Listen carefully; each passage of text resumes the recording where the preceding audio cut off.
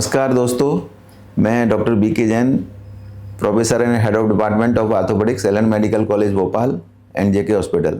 दोस्तों, आज अपन चर्चा करेंगे नी ऑस्टियोआर्थराइटिस के बारे में, या घुटने में जो दर्द होता है ओल्ड एज में पेशेंट्स को, उसके बारे में, जो जिससे कि बहुत ही ज़्यादा लोग परेशान रहते हैं। ये बीमारी एक्चुअल में एक सर्टेन एज के बाद होती है। इसमें मैक्सिमम ही सोचा जाता है कि 60 के बाद ये बीमारी डेवलप होना चालू हो जाती है। और इसमें मरीज़ को घुटनों में दर्द काफ़ी रहता है, मरीज़ को चलने में दिक्कत आती है, नीचे ज़मीन पर बैठने में दिक्कत आने लगती है, सीढ़ियों के चढ़ने उतरने में दिक्कत आने लगती है।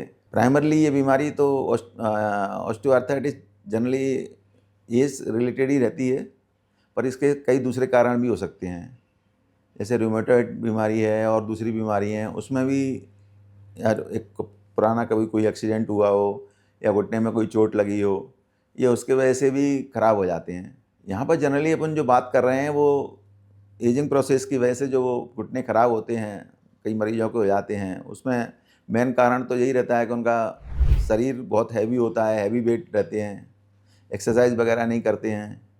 इसकी वजह से उनके घुटने जल्दी ख़राब होने लगते हैं। मरीज़ को जो है नीचे बैठने में प्रॉब्लम होने लगती है, चलने में दर्द होने लगता है। तो प्राइमरी उसको डायग्नोसिस करने के लिए मेनली अपन पहले एक्सरे कराते हैं। एक्सरे में कई चीज़ें समझ में आ जाती हैं कि इनका घुटना किस लेवल पे ख़राब हुआ है, इनको किस तरह की इलाज की ज़रूरत है। तो अगर उसमें प्राइमरी रूप से ही अगर घुटना ख़राब हुआ है तो फिर अपन मरीज़ को दर्द की दवाइयाँ दे देते हैं और एक्सरसाइज की सलाह देते हैं कि वो एक्सरसाइज करे।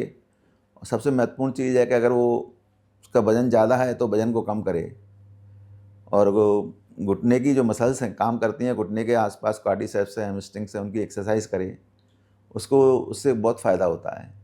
कई बार मरीज़ का घुटना ख़राब रहता है, दर्द हो रहा ज़्यादा नहीं होता, और उसको आर्थराइटिस ग्रेड 2 ही है या अर्ली ग्रेड 3 है और उसको ब्रेस्ट डिफॉर्मिटी है, तब हम लोग सलाह देते हैं कि वो हाई टिबियल ऑस्टियोटॉमी है, एक छोटा सा ऑपरेशन है, वो करा ले, तो कम से कम उसके 5 से 10 साल उसमें निकल जाते हैं। और अगर ज़्यादा ही ख़राब हो गया है तो फिर एक ही ऑपरेशन बचता है कि उसका घुटना बदल दिया जाए, टोटल नी रिप्लेसमेंट कर दिया जाए।